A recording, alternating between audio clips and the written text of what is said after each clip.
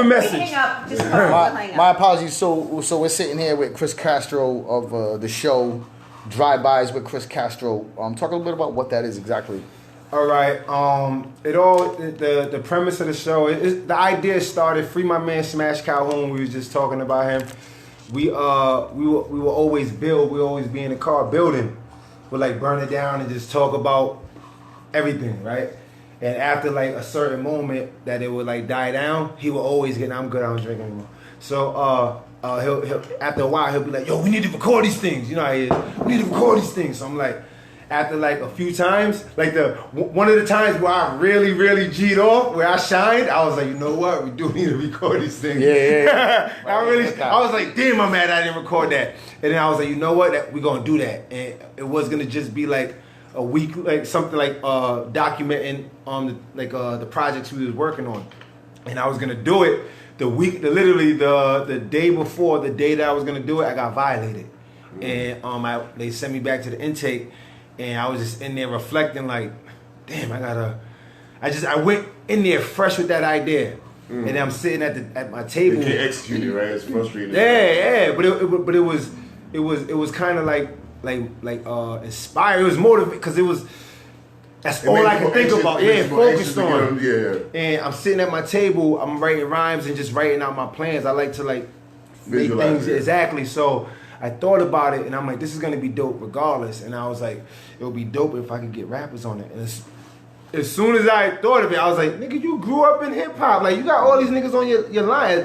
I knew immediately I have enough people in my phone to get me the people that I can't get to. You know what I'm saying? Exactly. So I was like, all I gotta do is work it. And I was like, I always wanted, now that I was like already past 30, I'm like, I always believed if you're like 30 and up, if you're not putting on, you're a buster. You can't be worried about yourself. You gotta be putting on. So I'm thinking about legacy. And I'm like, yo, as soon as I thought of it, I'm like, yo, I want my brother in it because I know, like, if I could help put him where I believe he ought to be in hip hop, that'd be dope. For people that are watching it from other places might not know your brother you're speaking of. Tragedy Khadahfi. He originally was the Intelligent Hoodlum, even though that was never really his name. Marley Marl they didn't want to market Tragedy. They thought the labels wouldn't accept it, right. So they took that off the cover and left that was just the album title. But then it became by default his stage name, Tragedy the Intelligent Hoodlum. And then later he dropped the Intelligent Hoodlum and added the Khadahfi. When just before he put out CNN, he later first Capone Noriega album. Capone Noriega. He was you actually on? I don't know. Yeah. Yeah. So by the time I was locked up from 96 to 99. By the time they got hot, by the time they got outside of New York, Capone Noriega talking about the that movement. My brother and Nori had problems. So inside I rejected, like I was preparing myself to come home and go to war. I wasn't trying to listen to no. You know what I'm saying? I get what you're saying. I was banging at this time, and I'm like, all right, now I got to come home and activate. And I'm a juvenile, so at the worst, I'll be down on 20. I was getting ready to activate. I wasn't caring. You know what I'm saying? So, but I throughout my brother's career that I was rapping and on the streets with him, I was just be in the studio recording, and I would have a little run on the streets, and then get jammed up again. And then somebody would get locked up and be like, yo, you're on this project. You're on that project. I heard you on this. I'm like, okay. Oh, I heard you on Still Report and I heard you on this. I'm like, oh, okay. You know what I'm saying? Yeah. And a lot of his fans would come to me, oh, this record. I'm like, I remember rapping that. I never saw anything about it. You know what I'm saying? Because I really didn't care. Once I got around hip hop, the industry, I love hip hop. Once I got around the industry, the characters of hip hop, maybe. Yeah, so the culture of hip hop you were in love with, but you were maybe a disillusioned youth by the characters that were. I thought everybody was who they said they were because I was taught you took them for face value. Yeah. And then I got around these people and was like, my brother was always saying, "Chill out, man, you fucking shut up." So it was like, why? If I gotta be like chastised every time I'm around, I was like, I'm not coming around anymore. Right. Because it's like, I'm a guy, I said earlier, I was the guy in the street everybody thought they could test. Right? I had a Napoleon complex because I was small, light skin, green eyes, blonde hair. You know how that go in the hood, self-hate, motherfuckers, you know what I'm saying? Yeah. So I was always the guy people thought they could test. So it was like, how am I intimidating y'all niggas? Like, You know what I'm saying? I'm the target in the street. I gotta keep proving myself. How am I? I'm like, you know what? You're supposed to be the super thug. How the fuck am I intimidating you? Or like, not even signaling out Nori because we cool now. They wasn't necessarily saying that. I don't think so. No, yeah, I didn't mean. No, I wasn't even talking Nori.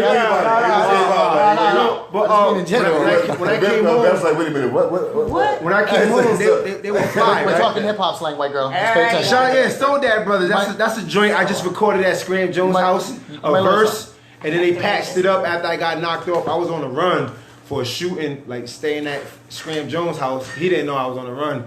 I laid a verse, got knocked, came back up here and got caught. And then my brother laid something to it. Another artist did. And for my brother's fan base, it's a cult following. Niggas are like, yo, the Soul Dad Brothers song. I'm like, what the hell is that? They're like, yo, you talking about you shot up the courthouse? And I was like, oh yeah, that verse. And to me, it was just a verse on a beat. Because I wanted a beat and I didn't want Scram Jones to give it to somebody. So I heard him recorded something to it. So he wouldn't give it to anybody. I tried to do that with that no. Oh, yeah, I already gave it to J Mills. You know what I'm saying? Like, I want to get that shit. Yeah, I was still on the streets when that happened. We was on the CNN tour, the Def Jam Vendetta tour for the game. Yeah. You see the J Mills battle that just happened? What happened? What happened?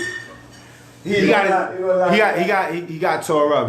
He wasn't prepared. But do you think that's because the fans were biased, or do you think that he wasn't prepared? He's not weak.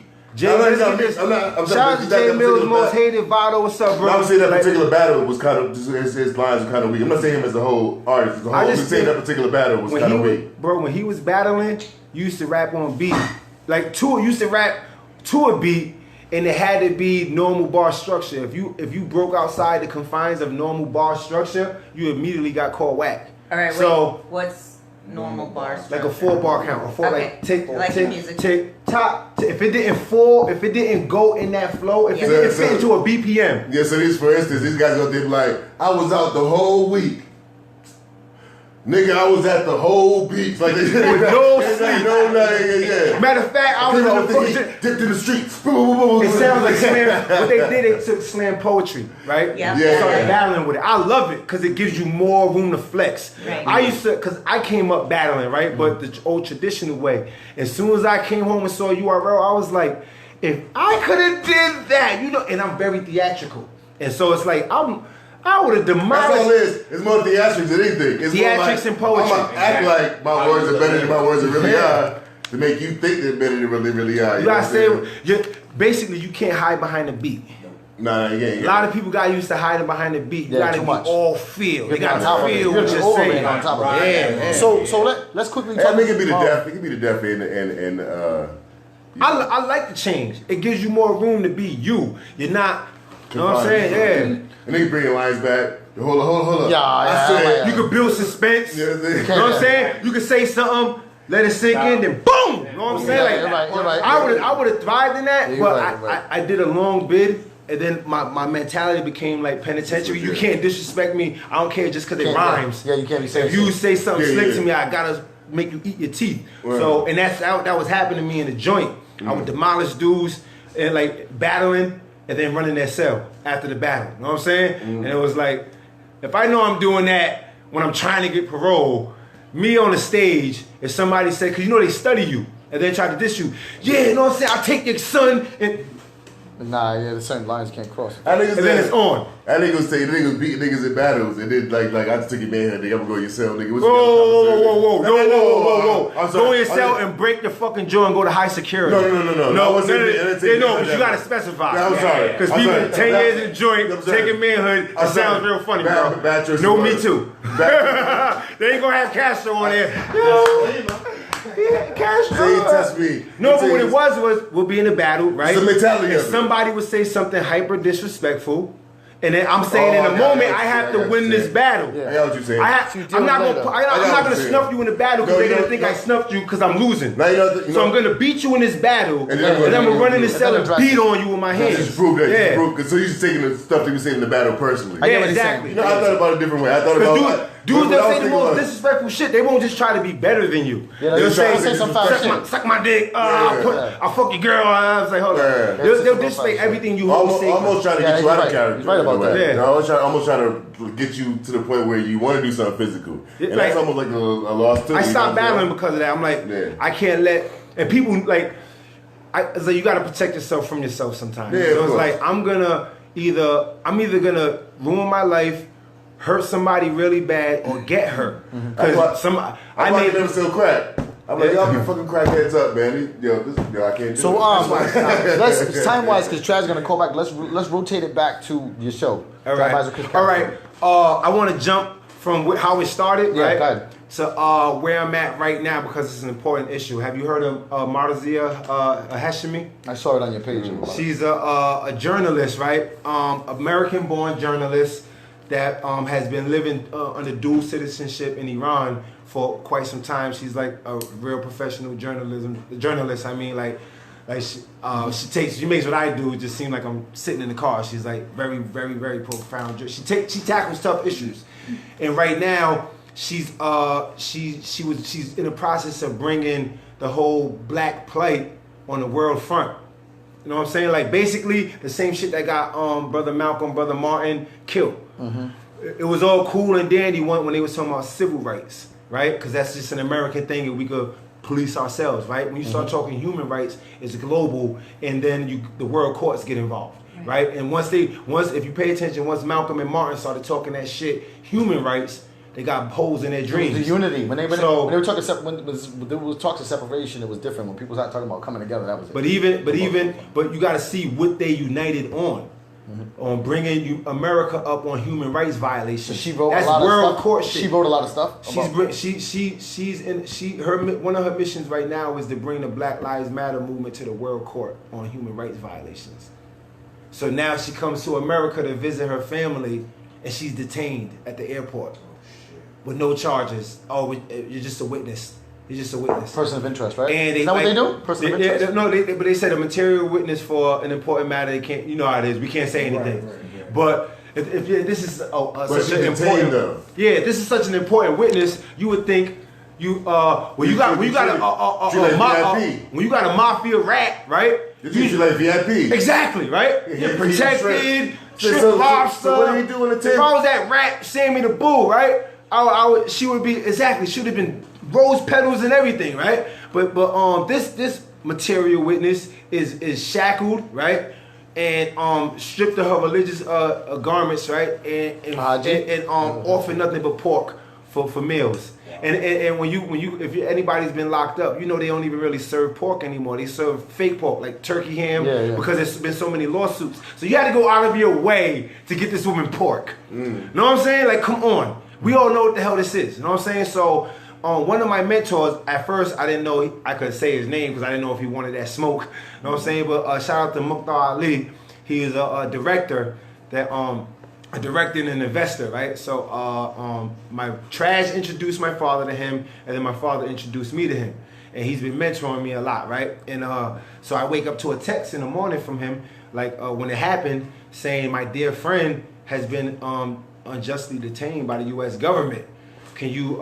He knows I got reached to some people. He was only hoping that I say it to some people, a post. You know what I'm saying? So it gets out there. Exactly. Yeah. So I'm like, he's like, yo, she's a real big journalist. I'm like, I don't give a fuck about that. Like, that's your people's, and that's our sister. I'm Muslim, he's Muslim, she's Muslim. So I'm like, she's your people, she's our sister. Then it sounds like she's being oppressed. She's a freedom. So I have to stand up for her. So I'm like, I'm gonna do an episode on her. So my father and I shoot the episode, and there was a bunch of public outcry. I was shocked how the world stepped up for her. I'm talking about, it was crazy because when he first told me, and I looked it up, I saw like one small, it meant like a small mention. Within hours, it was world news, and the world stood up for her, right? And I was like, oh shit, like, so, and then a lot of my people was like, yo, you really gonna do this? Like, you know, my family's history, my uncles, they guarded Malcolm. But I have a long family history of, you see Trash, I have a long family history of standing up against the system. Yeah. So they're like, with your with your background, your family's background, your criminal background, and just what you're trying to do, do you really want this attention? Do you really want, and I'm like, if I don't want any type of smoke. I'm a father, I'm a coach, I'm striving to be a pillar of my community now, but it's like, we all gotta go someday, right? You're just writing your story in between, right? And it's like, I've done a lot of messed up things in my life I'm trying to redeem myself for. I've been to prison for some shameful shit. You know what I'm saying? I'm only saying this because I've done time for it, convicted, I've shot people, I've sold drugs. You know what I'm saying? Like, I've violated people's rights. Mm-hmm. If I could get disappeared for actually fighting for someone's rights, something that's good. Man, that would be beautiful to me. I didn't want it, but there's a small piece of me like, yo, God, if it's like, it's ready for it. If this is what, like, basically, like, yo, if something happens to me over this, it's like, I'm okay with this. Right. Like, I'm okay. The only thing, I agreed to it and then run it by my wife first. And then I was like, hold up, brother. So now I asked my wife and said, yo, you know my family's history, you know the establishment's feelings towards my family, and then now connected to this turned out to be a real issue that literally they tried to disappear her for, right? And I'm like, and that's someone with no history like mine, right? I'm like, they could do whatever to me, and the people would accept it, like the American people would accept it. Yeah, and then like, you know what I'm saying? With my history, they could be like, oh, we came to talk to him, and he reached for something, and nobody's gonna. All they would do is run my record down, and like in America, would be like, that makes sense. Exactly. Oh, you know what I'm saying? He's a violent felon. Exactly. He's an angry black Look at the show, Drive By. I thought about all this shit. Like they literally had the alley-oop to smoke me if they want to. I really didn't think I thought about it all. Like I have no. I'm not disillusioned on what people have done to maintain power throughout history, right? You know your history. Exactly. So it's like, I asked my wife, I'm like, can I? Like, you know what I'm saying? Like, because this could potentially and my son. Right. So she gave me her blessing. I went to my son and said, yo, you know, I'm always telling you to stand up for right, even if you get messed up for it. He's like, yeah, I got to stand up for somebody, and something could happen because of it. And if something does happen, I want you to know that this is why it's happening. Yeah, and nothing so they else. Can tell you something else. Yeah, you know what I'm saying? You want someone else to tell your story. Exactly. Like, so I took it. I was in. So you did the episode with your dad. It's crazy. As I'm uploading it, right? I'm uploading it early in the morning. I'm uploading the episode, and Mukhtar hits me up. In the episode, you're addressing the issue. Oh yeah, head on. I'm calling. That was the first episode. No. It's the episode that just dropped today. Just recently. I just dropped it. And we skipped from the beginning to right now because of this. I don't care when it comes to like having a chance to matter. I don't care about rap. You know what I'm saying? Like, I care about life. I only care about rap because it's part of our culture. It's a perpetuation of life. Yeah. Real hip hop. It's a communication embodiment of life though, but it's life in it. If there's no life in it, it's just somebody mimicking sounds to me. So you guys uploaded the episode and it was primarily attacking the issue, and it was you and your father? Yes. Okay. And I went to call Trav. You see how his phone issues. I went to call Trav. He was having phone. I called him. He was in an interview, and I got some of that interview on the episode. You still got one of those Obama phones? You better have one of those. No. In New York, for some reason, like in certain buildings, it'll become a dead spot. You know what I'm saying? Like literally, you walk in the vestibule. And it's like, pew, you know what I'm saying? So you could be at your little Illuminati theories. So he had called during the time while he was doing the interview. I called him. He was doing the interview live, and he let it go on.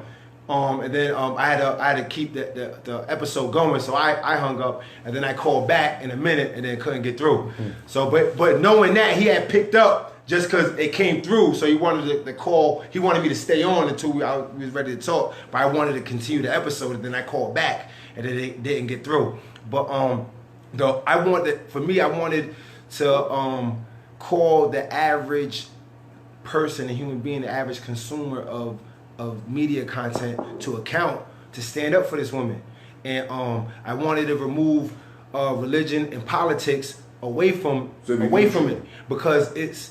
So it's not like all Muslims stand up for her. Like, exactly, because if I felt if I was take away from her, if you have religion and all that's going to take away from people would have been like, oh, that's a Muslim issue. Yeah, it's a Muslim issue. They're not doing us. Yeah, or it's a journalist issue, or even a woman's rights issue. Exactly. I wanted like, yo, that is somebody's mother being shitted on. because she tried. Now she didn't do anything but speak, literally speak about what she felt. And to my opinion, is plainly wrong, right? Like the mistreatment of her people in America. She's not harming. She spoke, and they try to disappear her, bro. And it's like she's Iranian. No, she's black. She's she got a job. She got a job out there, and she maintains dual citizenship. Okay. She's born in America. But she's an American citizen, bro. So it's like she came back out here, and now you're on our soil. We could get at you now. Right? Mm. So I was like when they tried to do Mos Def. Yeah, because he did anybody who fucking speaks out. He did that Magnolia clap, but he did the Katrina clap shit, and he rented the. But it's not, and it's not just like people think. Oh yeah, hey. You're Muslim, you know how it is out here. They're gonna go after you. No, there's also a journalist, Gordon Huff, I believe, right? Who's not Muslim. He's Caucasian and probably some denomination of Christian. I'm guessing, I could be wrong, but he had an unfavorable view of the establishment, and he means an active Department of Defense ID and was snatched the fuck up. Anytime you, especially in this administration, if you're going against the script, the status quo, bro, you're a fucking target. Yeah. And if you think all that crazy disappearing, like men in black shit was yesteryear, that it doesn't exist just because you live in this time, bro, those people was just you in their time. And got holes in their dreams, got snatched up. Them college kids that protested, I forget what college it was. Was it the Magnet? No, this was like, I think in the 70s. They sent the fucking National Guard and shot them the fuck down. Mm-hmm. It was those all that's the type of shit they were Christian doing to the white Americans. That's the type of shit they were doing to the Panthers back in the 70s. Anytime, and I believe we're in an environment now that's similar to those times where the establishment is panicking and they will ride on anybody who says something that may incite the people. So and you never know if what you say, you can say cupcakes and it offends somebody and they come for you. So that could affect anybody. You can bring that back around to hip hop, because you know how influential hip hop artists are. And look what they're doing to young rappers. Yeah. All these young rappers, locking them up. You know what I'm saying? Like some of them are doing it to themselves. They are doing it to themselves. But you think about all the rappers that was doing like that stuff. You know, all the even rock artists, like underground rock artists, is doing the same shit these rappers are doing. A lot of other people doing the same shit they're doing, but they really going after the young rappers. You know, because who influences the culture? Exactly. Like you said, it's like people to do certain shit. They want to keep the news under wraps, keep them maintained, so they won't go out there and start talking this other shit. And that's another thing I was talking about too. Like, how come being an older hip hop artist is taboo? Because they're gonna speak the truth. They're gonna do the right thing with their money. They're gonna be running around acting crazy. They like to let all these young rappers. It's cool to be young and dumb and be a rapper because they give you a lot of money. You're gonna go out there and do something. You're probably not gonna do the right thing with your money. I think there's a lot of facets to that, right? And one of them being hip hop is a baby, like the genre. And also, that was my theory too. It's funny that you said it, because that was my theory. I was like, yo, hip hop, we have never really saw age and grow. And but also the ones that we saw age, they didn't embrace the young kids. But check it out though. They try to shit on. So it's like this generation now is starting to embrace the young kids, right? And now they're allowing them to age. I said it right. I said that to Rock from Helter Skelter. We interviewed Rock from Helter Skelter, right? And then I brought this. It was after I went to. I brought the theory like R.I.P. I brought the theory as like you know it's taboo because we never have seen it with our own eyes. Hip hop was so young that we never had a rapper be 50 years old and still be rapping, so we could have somebody to identify with. He's like, nah, think about it though. It's like, think about Big Daddy Kane, Slick Rick. They was young, but they didn't have a young persona. They look like old. They look like older. No, but they didn't welcome the new. Hip hop was stingy and selfish. Shout out to Piff Jones. He's an up and coming artist out of Queensbridge, right? We did an episode with him about. I'm gonna do a whole February is gonna be all Queensbridge artists, like Queensbridge History Month. But we kind of like held the older artists to account, right? And it's like Queensbridge was the mecca of hip hop for a second. Like if you said I'm from Queensbridge, you could be doodle and get a record deal, and they didn't pass it on. It was just worried about I'm better than you. I want to be the top guy in the hood. And that's hip hop period. They smiggled it? My Yeah, straight up. Like, but that's hip hop in general. Like, it wasn't inclusive. And not only were they not inclusive, they were like shit on the youth. like, oh, y'all little young dumb motherfuckers. So now it's always been a young man's game. So now you guys reverse. They get on, they're like, fuck y'all old heads. And they got the mic. Yeah. Now they got the mic. Fuck you, old head. And they controlling the conversation. Yeah, you're right about that. Now look at all the artists, right, that was always embracing the new, right? Motherfucker, Gucci will be a rock star till we die, right?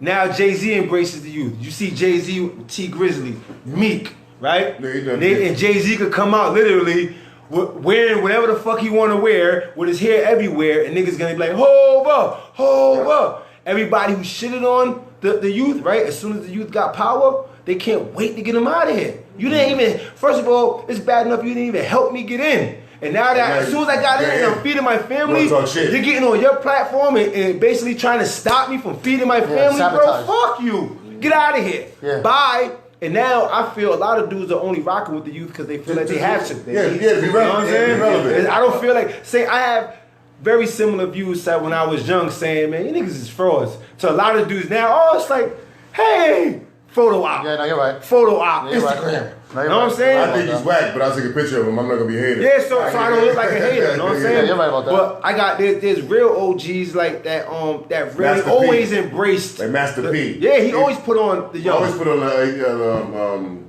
what's some boy's name from Rap A Lot Records. Shout out to Royal Flush. He's always trying to put the next whoever he knows is hot in New York. He tries to whatever platform he has. Hey, listen to this dude. There's people like that always. And I think that's why hip hop hasn't been allowed to age until now, because it's just now getting to that point. Yeah, we're now. So what you're saying is that point. The control structure flip flop from the old heads to the young heads, and then old heads didn't want to put the young niggas on, and then when the young niggas got control, they was like, fuck your old niggas. Yeah, because the environment was always. It's about me and mine. Yeah. So now, once you're no longer relevant and we got the spotlight, nigga, it's about me and mine. Get out of here. Mm-hmm. You know what I'm saying? Now everybody's talking about inclusiveness because they feel they're being excluded. Mm-hmm. You know what I'm saying? Yeah, but so moving forward, so you did that episode, you're in the Queensbridge. How can people, if people want to check out your show, what's the best format for like checking? Drive-bys with Chris Castro. What's the best way to? Right now, just go on all social media platforms. Drive-bys the show. The website I got, but then lo and behold, it's not secure.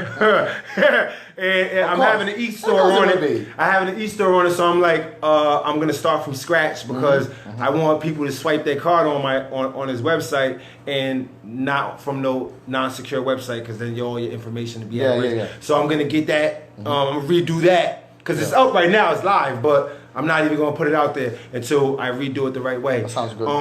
But so right now, get on Drive-Bys the show on all social media, IG, Twitter, Snapchat, all of that, or on Facebook, Drive-Bys with Chris Castro. And shout out to my executive producer, my brother and co-host, Tragedy Khadahfi. He's supposed to be we're waiting on a calling from Trag. If he doesn't call by a certain time, we might have to postpone to another time. Matter of fact, I'm gonna call him and tell him to call. Yeah, hit him up. So I think that it's dope that there are different people creating their own platform, especially those of us that are now getting in the older years. Because I feel like this. I feel like if you hit that 40 mark, close to that 40 mark, and you're still just trying to get like a record deal and shit like that. A record deal, period. You need to be doing something. But I'm just saying, like, you need to be doing something else. I feel. That's why I said so. You need to be doing something else. 2004. I always like to forecast, right? 2014. I said Soulja Boy is gonna go down as a legend. I swear it's on my page, right? I got into an argument with Prodigy's daughter, rest in peace, Prodigy. She blocked me on Facebook from this shit. She was saying something. We was going back and forth, and she was rest in peace of Prodigy. I'm deep. Alhamdulillah, straight up. She was like, my dad's. I forget the premise of the disagreement, but she was like, my dad's a legend, and I was like, so Soulja Boy. And she flipped, right? And I was like, but no, because she was like, how the fuck? I was like, he literally changed the way we consume, market, and sell music. Yeah, no matter. I'm like, I don't like that interview was dope that he did though. I don't like it either, but what's meant for us though? No, but I enjoyed it because I'm like, you see, I'm like, a lot of it was trolling, right? But even he really popped that off. You know what I'm saying? Like that interview was dope that he did. But he changed, like, because of him, right? First of all, he was the first one marketing himself that I see in this day and age as a cartoon character, right? As like a gimmick, like a super. What do you call it? What do you call it? Alter ego? No, as an avatar. Yeah. All right. Exactly. As right. An avatar. Like a digital cartoonish image of him representation. Like an avatar. Like when you get a video game, you select the avatar. He pioneered ringtones, right? He sold millions of ringtones. He took $4,000 or $4,500 from his parents, promised to pay it back, and became a millionaire. He said he made $7 million. If you, as a black businessman, if you don't champion that, and he's not harming. He didn't sell drugs. He didn't sell exactly. drugs. He's not saying yo. He's not promote violence either. He's not narcotic use. You know what you just said? Something else that connected to it. He said, look at Snoop Dogg and all them dudes was hating on me coming, and they said I made $7 million and they mad at me. He was talking about the old heads hating on me. What you were just talking about. He talked about that in that Breakfast Club interview. He said Snoop Dogg and them were hating on me. He wasn't talking shit about Snoop Dogg. He was saying about the old heads just throwing dirt on him like oh, that's the death of hip hop type of shit. Yeah, right. I hate his music, right? Straight up. It's not for niggas like us though. Even if he marketed it, even if he made it for me, I would still say I don't like it. I don't like your skill set. It's not that skill set annoys my eardrum. Yeah. As a young man, especially identify as a young black man, right? First of all, he made a promise to his parents and kept it. Straight up. Honor your parents. He made a promise to his parents and kept it. And saved his family. Yep, for real. He made it. I'm like, yo, people are like, oh, this person's a legend, that person's a legend. I'm like, but if you follow that business model, you'll die broke and your children will have nothing. Exactly. You will not own anything you create. You will just be nice with a pen, and I don't care about that. I care about example. And so yes, he's a clown.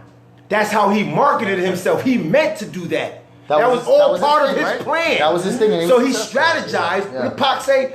Plan, plot, strategize, and bomb first. And he was a nuclear warhead. He changed music. Yeah. You don't gotta like it. I don't like his music. I pay attention to his business. Who's that? Soulja Boy. But I call this. I call this. I said by the time he goes out, right, whether people like it or accept it, he will be recognized for what he did for the game. This was in 2014. It's on my but think about it. The thing about Soulja Boy is like he got tired of motherfucking shit on his name. It's like everybody in the industry know what he did.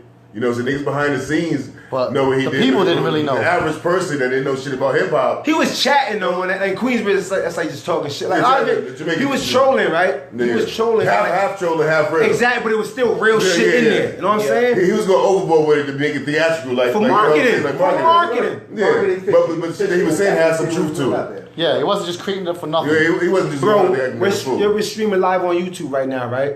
Yep. A lot of us market ourselves as hip hop heads, right? On YouTube, right? And monetize ourselves off the internet, right? A lot of us have to thank Soulja Boy for that. For a lot of what we do, selling music digitally, we have to thank Soulja Boy for that. Andre Cortez for that. Straight up. Shout out Young Draco. Even though this is 50. 50 came out and was like, yo, I made This Is 50 because they had This is Soulja Boy. Yeah, I'm telling you. Soulja Boy TV. He started that shit first. Listen, and 50 got that off Soulja Boy. The people who could look past, look, all the businessmen, the hustlers that could look past a sound, right?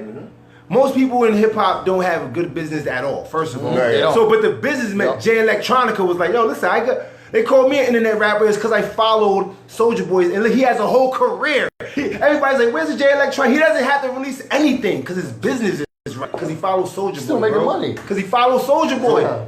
Dude's a clown, but he that was on purpose. I'm saying pay attention to his business. He's younger. And don't try to tear him down as your fellow human being and your fellow black. Because like, you do enough tearing down. Like, oh, it's all the lights you got black, dark skin. That's like Crowds in the Power shit. It's funny as hell because if you watch the Soulja Boy interview what he did with Breakfast Club, right?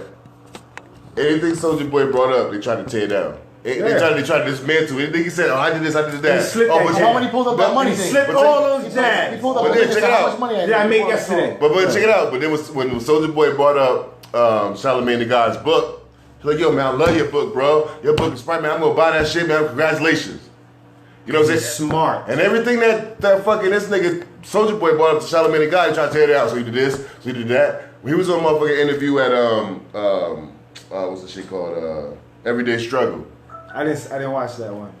He's talking like, yo, I got a business doing this. I got a business doing that. My business over here. He's talking and shit. Get the game console and shit. Yeah, and then homegirl desk is game console. Check a desk is there. Why do you have so many businesses? Yeah, I saw that soundbite somewhere, like a meme. Like, how the fuck do you ask somebody how you have so many businesses? He's like, why the fuck you don't have so many businesses? Why you at work? I don't watch that show because I don't like what they did to Joe Budden. Shout out to Joey. I didn't watch that show after Joe Budden left. I used to watch it. I don't even like Joe Budden. Content-wise, I do. I don't like Joe Budden. And I used to watch it because of Joe Budden. And when he left, I stopped watching that. And then they did what they did. So, and look at. But Joe Budden's a hard dude to work with, man. Who? Joe Budden, man. Joe Budden's like. Any real I don't know how to work with him except for on the surface. And what I see on the outside looking in, it seems like he's a hard. Joe Budden's Joe Budden's, man. It's like, he's an opinionated dude. You know why I like him? Because we think our brain. I found this out probably 6-7 months ago. And that's why the same birthday. And we literally think very similar. I'm just real street. And that's what I like about Joe Budden. Well, I'm the geek that likes to learn and use his mind. A lot of people in this day and age are encouraged to not use your mind, be done, right? Yeah. And I'm opinionated, and I don't care how you feel about my opinions, right? Mm-hmm. I like that he's brutally honest and intelligent and articulate. Mm-hmm. But you know, I realized that about Joe Budden. And that's why I started watching the show. And I said I didn't like him before, and then I watched the show. I realized that about him, like what you said. But what I don't like about him is that he bitches up around certain niggas. You know what I'm saying? But he'll tell you he owns it. That's why he don't own it. No, he'll go around. He's taking the circle like, what did I really say? No, but then he'll say later, I'm scared. He'll go in his back room I'm scared. Yeah, I listen to him. He admits that he's scared. He doesn't say, he doesn't act like he's tough. He admits he's scared, and that's why I like him. Hold on. He does. I'm scary. Say, peace. When he stood up, I was Yo, terrified. Peace. Peace, beloved. Yo, listen. Yeah, I can hear you. That sounds like my younger brother. He's trying hard not to say baby, bro. No, I won't say the other thing anymore. So I won't say little. You know, it's interesting. We set up the interview, and I'm like, I tell Tragedy, Tragedy. No. I'm like, I know your brother. I want to explain something. Yeah. No, I want to explain something. Go ahead. Don't think I'm late on the interview. Okay. We was late on the show. Don't worry about it, man. No, love stream. Mm-hmm. Triple beam stream. You know what I'm saying? Yeah. Well, I'm not late because I'm on time, baby. All right. So you know what I'm saying? I'm out here. Listen. That's like saying, I'm out here. I'm never wrong. I was just missing. Putting that work in.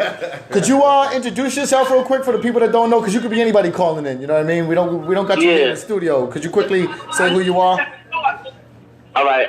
Who I am is who I am. My name is Fal Maki. I got many names. Intelligent Hoodlum, Strategy, Khadahfi. But I'm gonna sum it all up, man. I'm that guy. I'm that boss repping that brand right now. You know what I'm saying? Yeah. And that brand is my war report. I got another war report. And my war report is drive-bys with Chris Castro. Mm-hmm. Yeah, we were just going into a little bit about that in the story and about the recent episode with the lady that was detained. We were talking about that just now. So we covered that, but we have a limited amount of time, Traj, for this particular episode. And we would like to end it with talking about your interaction with your brother on the Castro thing, the drive-bys. But can we go back just a little bit and just give some point of views? So your introduction into the game, we could say is a lot of things. Let's talk about the Juice Crew. Tell them why you're a legend, bro. Tell them why you're a legend. Let's talk about the Juice Crew and your involvement. Wait. In terms of, damn, that shit was like a. Can I curse? You can say whatever you want. As long as you don't say the show. As long as you don't say the show's whack. I can curse. I can curse. That means that nigga's got some freedom. You say whatever you want. As long as you don't say that the show is whack. As long as you don't say that, you can say whatever you want, Trav. Over here. And we got your brother in there. We hold him hostage, Yo, first thing I want to say is this, right? I got an echo. I hear an echo in the background. All right, but that means you got to hook my phone up into a direct line. We got you right now. We good. In between time, the first thing I'm gonna say. That's a lot better. That's the first thing I'm gonna say is that. Yo, sometimes the only time I get to talk to my brother is on a social forum. Yeah. And you know why? Because we putting that twerking and That means ain't nothing little about it. That's a blessing. So can we talk a little bit about like your involvement in the Juice Crew? Just give a brief synopsis, you know what I mean, of like that whole involvement and that point of like your life, because you were part of the Junior Juice Crew. Can we talk? What was that? When someone says that, what is that? What does that mean? All right. What was that? The Juice Crew. The Juice Crew was a template of the supergroup. Yeah. After the Juice Crew, you had Wu-Tang, you had Dipset, you had NWA, you had EPMD, you had various groups. Who were the original members of the Juice Crew? The original members. Honestly, there was a Juice Crew before. There was a Juice Crew before. It was brief, but it was before Big Daddy Kane, before Biz, before Shan, before me, before Craig G. But I don't really know too much of that history, so I ain't gonna speak on it. So let's talk about the one that you know. There. Hold on. Yeah. You asked me a question. Let me talk, nigga. Yeah, go ahead. You know what I'm saying? My bad, go ahead. I'm gonna put that out there because I don't like robbing nobody's legacy. Drive-bys, me and my brother, and or Tragedy Khadahfi himself as a solo entity is not about taking anyone's legacy. So I wanted to put that out there first. Now, who is Juice Crew? That I know that I've been a part of. The Juice Crew is a standard and a pillar in hip hop. And set the tone for the first template of a supergroup. Okay. Does that answer your question? Yes, it does. Yep. And then I was just talking about the members. So when people talk about the Juice Crew, some of the notable members are Biz Markie, Big Daddy Kane. All right, let me give you this. Let me give the listeners this to your show. This is exclusive, right? I like that. A lot of people don't realize that Roxanne Shante brought MC Chan to the fold of the Juice Crew. Mm-hmm. And then Biz Markie brung Big Daddy Kane to the fold of the Juice Crew. Wow, hip-hop history right here. Along with TJ Swan as well. Yep. And Craig G came on his own merit, so to speak. And I basically kicked down the doors to get in the Juice Crew as a youngin'. But I'm always kicking down the doors, such as my brother. That's what we do. That's what we made up. So basically you and Swan bullied your way into the Juice Crew. He said he's bullied his way into the Juice Crew. So we're going to be between the lines. So y'all bullied your way into Yeah, so, I mean, like, I love the members in the Juice Crew, all of them. I love Roxanne for what she's doing. She owes us an interview. You know what I'm saying? She owes us to ride shotgun. You know what I'm saying? In the whip, doing drive-bys. Mm-hmm. I love her, love Biz, love TJ Swan, love Craig G, love Master Ace, love MC Shan. Mm-hmm. Have a respect for Marley. But I love Big Daddy Kane, man. Big Daddy Kane is official tissue. But yeah, Big Daddy Kane was my favorite of all time, man. G-Rap is official tissue. In fact, G-Rap was the one who introduced me in DJ Fatal. Mm-hmm. That was my original DJ on Intelligent Hoodlum. My first commercial release was Intelligent Hoodlum. Yeah, so that was okay, I want to ask a question.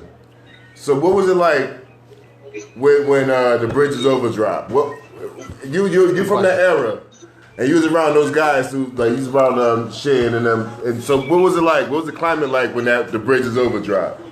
Yo, did my brother give you these questions? Nah. This is our research. It's a hip-hop fan question. Yeah, that's how we do it. It's a pure hip-hop fan. Bro, you should have saw my face when he asked it, though. You know me so well. It's a pure fan. Beloved. What up? You there, Beloved? Yeah, I'm here, baby. You're always with me. Yo, so look, now the reason why I asked you, did my brother ask you that question? Because, my brother knows, like, kind of like everything about me. So, for you to ask you that question, I got a story about that. I love stories. We love stories. And I thought he told you that because... Nah, not at all. It's not on me to do that. Nah. Hold on. I'm gonna take that as a good interviewer skills. You know what I'm saying? I'm going to pat myself on the back. I'm going to do a Nabi and pat myself on the back. There you go. Asking the right question. Yeah. So go ahead, Traj. Yo, you know what's crazy? You know what's crazy about the story? When the Bridges Over dropped, right? Secretly, I had to admit that shit was fire. So I forget how old I was, and I'm not saying that because I don't want to tell my age. I really forget how old I was, but I was in a spot called USA Skating Ring, and the Bridges Over came on. The first time you heard it. And when it came on, you know how it go. Yeah. No. Yeah. And I started bobbing my fucking head. But KRS-One was on stage performing it live. Shit. Now look, I'm from the world's largest projects, and that particular skating ring is probably like maybe was like maybe 2 miles from the bridge. So damn near the whole bridge was in there. That's and when that nigga got on that shit. stage and did that, and that beat dropped, yo, it was like an impulsive reaction. I had a super large cup of ice in my hand. It wasn't Pepsi, but I knocked it down, and there was ice left. And when that beat dropped, and I bobbed my head, it was an impulsive reaction. I threw the cup of ice at him. And listen, I don't care what you do. I don't care how far the story goes, because I already apologized to the nigga when I met him physically. And I told him I was that little nigga that threw that cup of ice at you. Yo. And I was mad because the shit was so hot. And my OG Shan, he wasn't getting at him the way I felt he should have got at that nigga.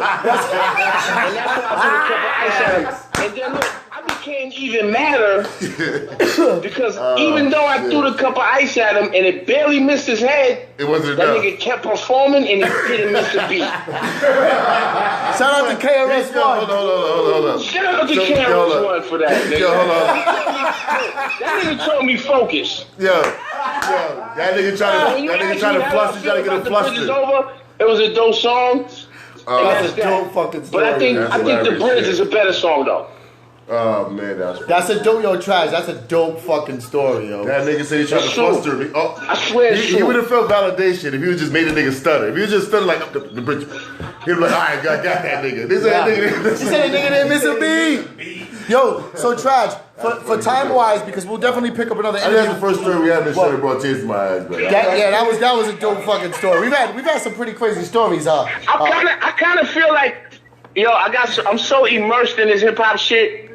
Like this is another reason why I love my brother, because he kind of helps me to like consolidate my shit, and like it's crazy. It's so many stories, man. Like, I've been around. Do not tell the idea that we're gonna do the production thing.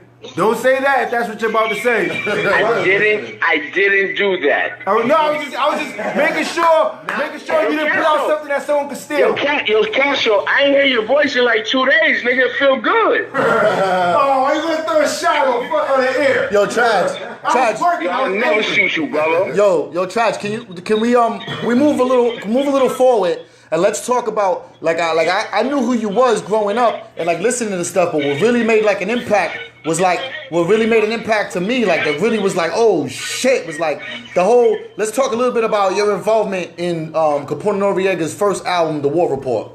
Can we talk about so now look, let's move forward. Yep. Cause we all about that. Yep. The Juice Crew. Well, because you can talk for hours and we want to cover different things, but there's certain bullet points I want to get. Wait. Didn't you just ask me a question, baby? Yeah. That's what you're doing. You're getting like me on my podcast. Yo, I'll take that as a signal to me. Sometimes you ask questions, answer them too. Go ahead, Trash. Okay. Yo, you know I spent a lot of years with your brother, Trash. You know what I mean? I grew up around that. Yo, you know what, man? I'm not gonna keep saluting that dude, man. Like that's my dude, man. Like I was so happy he came. That's another story though. I was so happy my brother came though. I had to hit him up. It was mandatory. It was protocol that I hit him up because I know him and I knew y'all working on a show together and he's right here. And I've known your brother since we were teenagers, so it was protocol for me to hit him up. You know what I mean? Yeah, that's my dude. Yeah. So anyway, CNN. Yo, you know what? Okay, hold on. Before I get to CNN, since you're talking about hitting him up, my brother hit me up and was like, "Yo, if he's hitting you up for an interview, why is you hitting me?" Mm-hmm. Yep. Stro. I'm here. Stro was like, "Yo, why is he hitting me?" Yep. And I was like, "Oh shit!" I was like, "Yo, you know." At first, I thought it was somebody else. I thought it was somebody else. I'm not gonna mention right now. But you know why? Because his interview questions suck. He was trying to get some real in-depth, detailed background. That's exactly what it was. He was like a fool. Yeah. That's exactly what it was. But I'm giving you an idea how me how close me and my brother are. Yep. You know what I'm saying? Like, me and my brother's close. So he hit me up like, yo, if you're doing an interview, why is he hitting me? Yeah. But and I say all that to say, like, my brother must have love for you. Yeah. Because if I do a lot of interviews, but this is one of the only interviews that my brother posted. Yeah. Respect. My brother don't really do that. And in all actuality, I was gonna get on him a little later and be like, "Yo, post every interview up I do." Nigga, we both flying around it. I apologize, Castro. Don't be mad at me, brother. I'm just doing the journalism we talk about. Yeah, the good cop, bad cop. We're not sure which one he is though. They should have like chop. Yeah. Like what? He said what in the set? He said we're not bringing the cars that we're doing in the drive-by, so no chop. Yo, you know what's funny? Later on, that nigga gonna get at me for this though. But that's what I'm doing it because I ain't speak to him like 2 days. The nigga ain't hit me. We communicate on text, but we ain't speaking 2 days. I don't like that shit, man. But anyway, I love Castro. I gotta fuck with him, man. But. Let's get back to, so people, not from your point of view, I'm just talking from the media. People refer to you as the third unofficial member of CNN. Some people refer to. Don't say that. No, I'm not saying that's the truth. No. Don't say that. No. It's not that they refer to me as an unofficial member. No, I'm just saying the media. I remember at the time. Wait. First of all, we're on your forum. Let them know I'm not an unofficial member. And in all actuality, I look at everything. It's not that they refer to me as an unofficial member. An unofficial member might be a Castro or a Mussolini. They might consider them unofficial members. Don't say they refer to me as an unofficial member. That's not true. I got what you're saying. I'm just talking about the way the media, they were saying. No, wait. Let me talk. I think I qualify to speak. And it's not that. And I'm not sitting on Castro or Mussolini, the other Castro. Or Mussolini. I'm not sitting on them. But the media does not refer to me as an unofficial member. They do refer to me as a third party member. Third party, You're correct. So let's be clear. Ain't nobody robbing his legacy. I got you. You know what I'm saying? So that's real spit. So that's true. They do refer to me. But the ones who know. Now, when you say, what about CNN or, my involvement in CNN, you have to be very specific with those questions. Okay. Because I can answer any question you refer to that. So I say all that to say, I am CNN. Okay. Understood. That's an artifact. That's a whole fact. Now, don't get me wrong. Capone is Capone. I'm not taking nothing from Capone. And rightfully so, Noriega is Noriega. I'm not taking nothing from them. Correct. But just like they are CNN, nigga, if they got a real bone in their body, then they know Maki CNN too. Okay. Understood. So what was that like, that whole timeline though? What was it like for you during that timeline? Like, what was going on? There was a lot of shit going on during that time. Like, albums dropping. There was a lot of projects going out there. Like, what was it like? Yeah, it was a lot of projects dropping. Yep. Just like, it was a lot of projects dropping. You know what I'm saying? And I had to figure out a way initially before we dropped how to be in the loop, so to speak, and be able to compete with all that shit that was dropping. Mm-hmm. And I figured out the way, and I found a way, and they followed the lead. They followed the lead, more so Nori than Pone at that time. And I'm just keeping it Greenberry. I love Pone, but I'm just keeping it Greenberry, and I'm not devaluing Pone. I'm just answering the question respectfully and accurately. More so Nori, because Nori understood where he had to place himself within all of that. You know what I'm saying? Mm-hmm. And he understood the script I set forth, and he played his part. Pone, like myself, is a street dude, and he wasn't as far removed as I was, and I ain't far removed from the street. Mm-hmm. So he kind of faltered. Like a lot of people always equate to me, Trags would have been more successful if he didn't keep going to jail. Well, if Trags didn't keep going to jail, regretfully I say, you might not have the same Trags that you know to love. Yeah, that's what made you the person you are. Yep, build the character, the person. Fuck building character. I respect where you're coming from. It's more than just building a character. like I lived a certain kind of life that wasn't just going to speak from a viewer standpoint. I had to speak from a participant standpoint. And I'm not saying that in any glorification. I'm just saying that because that's a whole factory. You know what I'm saying? That's why I'm glad in the space I'm at. So when we talk about CNN, like we talk about the building of a legacy, we talking about a vision, and we talking about, you know, at a time, everybody knowing how to play their part within that vision, within that legacy, man. And that was a great time for hip hop because you had albums like, you know, Cuban Links parallel. You had It Was Written parallel. You had, you know, the remnants of the infamous parallel, so to speak. You know, you had Biggie parallel at that time. You had a lot of iconic movements. Iconic shit out there at that time. You had Reasonable Doubt parallel at that time. The Mobb Deep jump was on. So you can make a wave or a mark within that time amongst those giants. How could you not be considered a giant yourself? Exactly. Word. That's a good way to put it. Who robbing this? Ain't nobody robbing this. So how did Prodigy's death affect you? Prodigy's death affected me in a way that, you know, life is a fragility, man. You know, like, I mean, I come from a place where death is common ground, even right now. In fact, you know, it's kind of worse. Ask my brother, we go through there all the time. You know what I'm saying? We in the hottest spots. Life is a fragility, and even more so, you know, Prodigy had a lot of success, man. He was very successful at what he did, and for him to pass that way, you know, it only puts me in a certain kind of place where I gotta respect the gift I got right now and the blessing of life, and like, you know, more so than anybody, you know. And you know, respect the Prodigy, man. Rest in peace. It's no surprise we had our differences. He said some things in his book, and I'm not shooting at him now. I don't shoot at a man in his death when he can't defend himself. Exactly, And I did it. Listen, let me just say this, man. Follow me, man. Sometimes when you got the type of history I got, it may sound like I'm just talking, but there's a reason why I speak the way I speak, because I'm respectful, man. Regardless, I have honor, and there's a lot of things that went on behind the scenes with me and Prodigy that I can't speak on because I'm an honorable nigga. Okay, gotcha. But it's no shock that Prodigy, he violated.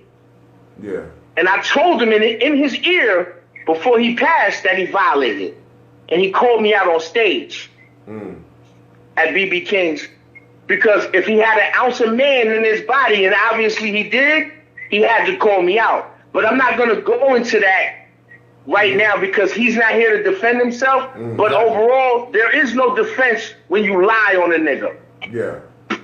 In a book for sensationalism because you feel you can, because you feel comfortable. Good point. That's real nigga shit, man. Well, take it how you want to take it. So what was the moving? Is there anything about that timeline you wanted to speak on before we make another time jump? Was there anything else? I mean, listen, man. I'm living my life, man. I'm living a drive-by life, so I can speak on whatever. It's a matter of. I want you to speak on this. I want you to speak on the time. I think y'all was on Linden Boulevard in the height of that Biggie Pac shit. And Pac pulled up to in front of the store. Oh, I gotta hear this. West Coast, East Coast, West Coast. Let's set the time frame. So this is now we're talking for the younger viewers. This is the whole East Coast, West Coast beef. Yo, Castro. Yep. We fucking giving this nigga questions. Hey, yo, Tragedy, we go back. That's my son. Pop. Tragedy, we go way back. That's why me and Castro gave this nigga $1 million question, man. This is what I'm telling you. That's why he brought him here. Me and Castro go back a lot of years, Trag. That's why he brought him here. Nah, I ain't bring, we ain't bring that nigga there. That nigga's supposed to be there. That's Castro. But listen, let me say this, man. He was born there. That's an artifact.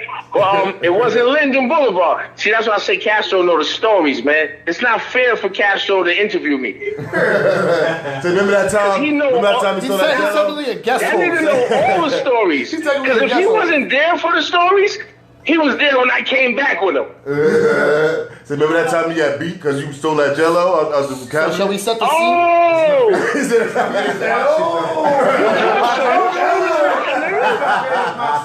So let's set the gangsters, like solidified gangsters. Nah, let me get to it. It wasn't Linden Boulevard. It was I forgot that avenue in Left Rack, man. Yo, what's that shit in 57th Avenue in Left Rack? It was 57th Avenue. That's New York shit right there. Yo, it was a soul food restaurant that Haitian Jack owned. Yeah. And Pop pulled up in a white 850 Beamer and jumped out. And you know me, I'm low. I was on the side, and niggas was like, yo, Pop, what you doing out here? And he was like, yo, y'all niggas read the papers? And I was like, yo, this nigga wild sarcastic, this little fucking skinny ass nigga, man. But I respected the fact that he had a lot of heart to even come off like that or whatever. And you know what I'm saying? Like, that was that story. That was kind of like, that wasn't the first time I met him, but that was like a time I saw him outside of the industry, quote unquote. And I was like, yo, this nigga, he got a little tough to even do that. Yeah, just hop out the block like that. You gotta see you can't see the body language in which he said that with. Yeah. Basically, it was a bunch of gangsters out there. Oh, nah, he let his things out. Yo, what you doing out here? And he said, nigga, you gonna read the papers? Yeah. Whoa! That's the body language. That's what he said. He looked at me and said, nigga, you read the papers. That's why I'm all right, listen, I want to say this, though. I wish you would touch me, nigga. Like, I want to say this, though. I'm from a little place called I Wish a Nigga Would. So I want to say this, right now. Yo, you hear me? Right now, but guess we'll come back. So nigga, I want to say this. Come back. Oh shit. Yo, y'all hear me? Yeah, we can. Now I want to say this though. I gotta slide in a minute, man. It's like I'm calling in respectfully to your show. Yeah. Love is love, but I gotta hit a session. You know what I'm saying? I gotta make my rounds. Gotta put this drive-by flag down. We'll have you call back in the future. Man. We'll have you call back in the future down the road, Traj, and we'll chop it back up. You know what I mean? I remember what we talked about. We'll talk about different stuff. Actually, we'll be out in the city on Saturday. Factual. Oh yeah, we'll be out there. We'll be in New York Saturday night. We'll be out in the city Saturday doing some interviews, by the way, too. Oh wait a minute, you're coming to New York Saturday night? Yeah, we'll be at the Wu-Tang show. Saturday evening. We'll be at the Wu show. Yeah. So you coming to my show Sunday? What time is the show? Listen. I know the Wu-Tang show is Sunday too. Yeah, but we're just gonna hit the Saturday one. Because we're at the Philly one and then the Saturday one. We got some interviews we're doing backstage at the Philly and the Saturday one. Listen, I ain't asked you all that. That was a shameless plug, Traj. We'll be out there Sunday too, but we can go back whenever. You know what I'm talking about? If you got a show. Wait, hold on. Time out. I love you for that, you all. Love is love, you all. Yeah. But I'm just saying. So that means you coming to my show Sunday. We're there. I'll hit you up. We're there. Shelligans. No. Somebody said, yo, we there. Somebody said you're gonna hit me up. I'm saying we're gonna hit you up. We're gonna hit you up when we touch down in New York. That was the same nigga who said both of them shit. That was this nigga. I said both of them. No, we'll be there Saturdays. The Wu-Tang show Sunday. We can leave whatever. But if you got a show Sunday night, we'll be there. We're there. That's what I love. Listen. That's what I love. Don't confuse my passion for aggression. I'm just very passionate. Hey, we're similar hosts. Apparently, we're similar hosts. Then guess what? Then you my type of nigga. You all? All right. So with that being said, we got 3 shows. We got to try. Hey, yo, I'm gonna say this, man. I appreciate you, man. I want to say this. My brother Castro and my dad, my pops, did a great interview. We talked about it, amazing. Representing the liberation, you know what I'm saying, of Hem Shabi. That was amazing. I respect my brother for that. I'm proud of him. That shit was amazing. That's what hip hop is supposed to do. That's what Meek Mills is doing with Jay-Z in terms of like doing the reform of brothers coming home after incarceration. Like hip hop. Wealth is unity, man. Wealth is not in the dollar. Wealth is in unity. And I respect and love my brother for that. Castro, beloved. I love you, brother. Love you too. Listen, man. Yo, y'all watch drive-bys, man. Follow the brand. I'm about to go make marks over here, baby. We'll see you Sunday. Right, Lord. All right. See y'all Sunday. Castro, I'll see you Saturday. I'm pulling right after your nephew's basketball game. I'm taking off. Alright, yo, Straw, I love you. Also, too, yo, everybody listening, Follow this show, follow this brand. And yo, look for drive-bys with Chris Castro. The month of February is a brilliant concept. You're going to get a lot of surprises. It's going to be some good shit, some hood shit, man. Everybody stay up. Peace. Yo, peace. You heard it. Tragedy Khadahfi. Another good show. We'll be back next week. We'll be back with some footage, but we're going to let you go right now. With the video. Why you hung up, you asshole? We got some good stuff on there. We're gonna let you go. We're gonna turn it into a video right now. And even if you watch the Facebook stream, make sure you watch the actual www.uzd.world, not a .com, not a .net, because we are a global movement, and we're all over the globe right now. Different chapters, different chambers, different things, and we just like to thank everybody that supports us. We'd like to make sure that everybody that rocks with us and likes our show and likes the kind of content that we do, make sure you support other people doing really good platforms. Not because we know them, but because of the power of their platform. But also because he knows me. Like for real. Nah, because there's a blessing in beneficial relationships. Yes. And you're supposed, like, I'm learning now in life, right? I used to deny my relationships. I used to, like, from my brother to my cousin's ghost face, I used to be like, man, my own man. They said, it's like, yo, you ghost face cousin, you trash brother, I'm fucking Castro, leave me alone. Yeah, I get you on that. But you deny legacy and you don't build legacy and carry it on. Because you don't want to feel like you're a shadow of it, though. No, because when you coming up, you don't want to feel like a shadow of them. Exactly. It was part ego. It was part ego. I'm my own man. I don't want to feel part like a shadow. miseducation. You know what I'm saying? Another thing too, like you don't want to feel like you're using somebody else's clout. Yeah, that was major for me. That's a big thing to me too. With dealing with certain people. Yeah, but that was ego though. That's ego. But at the same time though, easy God out. You know what I'm saying? You're supposed to just. I'm sorry to cut you off. Go ahead. I'm sorry. It's my job to cut off. Yeah, right. I'm still niggas' jobs. Shout out to Tragedy. I'm fucking them twice. I'm cutting niggas off. It's still niggas' jobs. But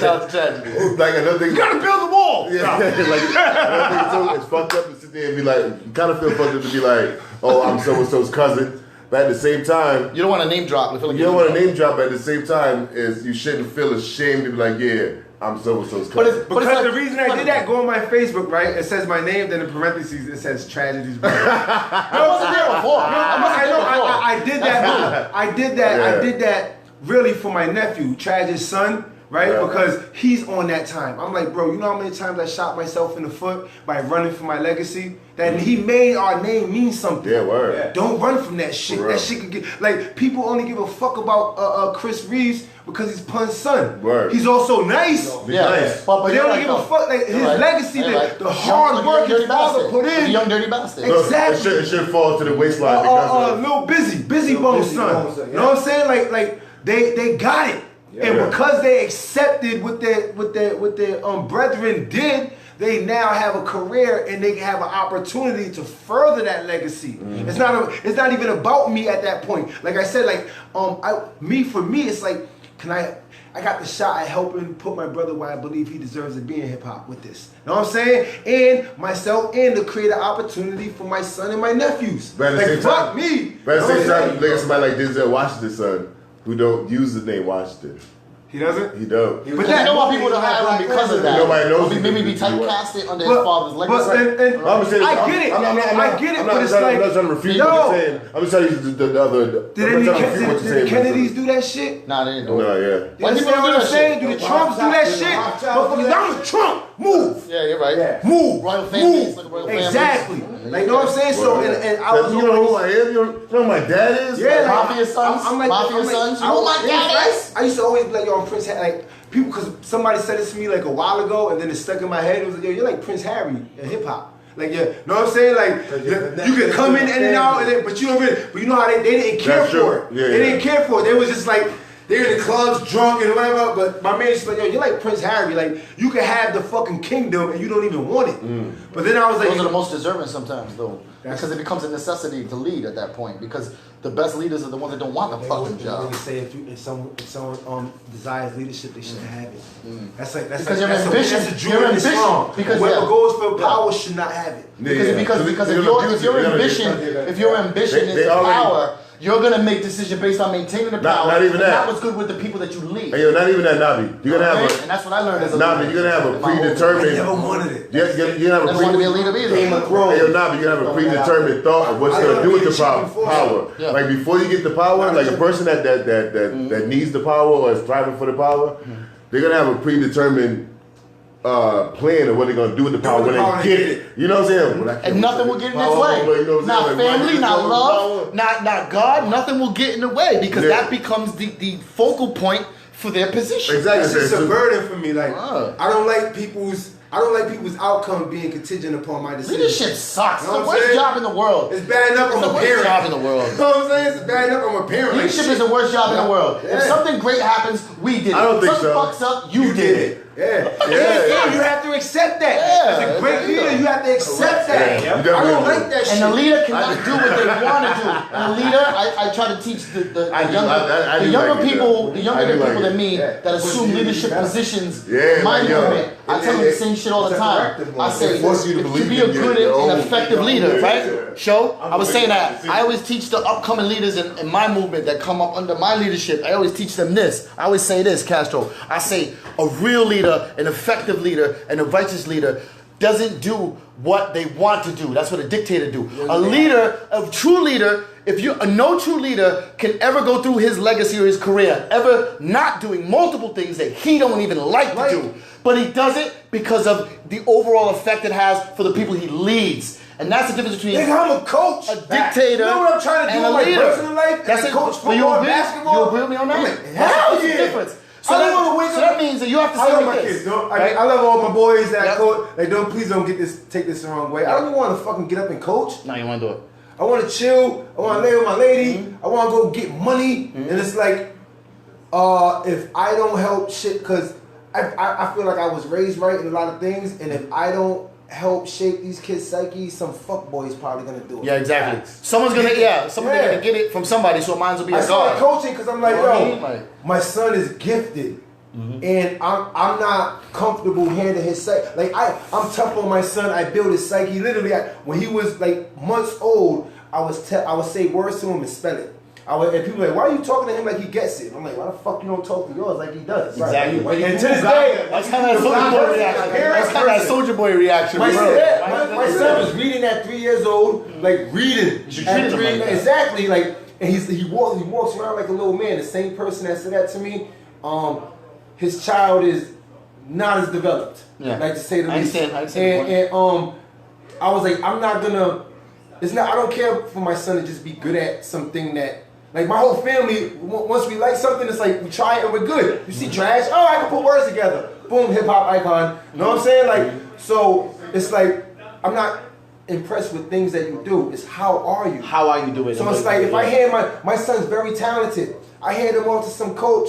Some coach probably gonna be like, yo, I could ride this kid to the fucking big time. Now we're gonna mold him. And now it's like, man, exactly. Then I bring my son comes home and he's some little fuckhead that I gotta fight against. Exactly. So it's like, now I have to coach him. Then damn, now you wanna play basketball too? Fuck. Like I was like, no, you're not playing soccer, bro. You get 2 sports. Yeah, that's it.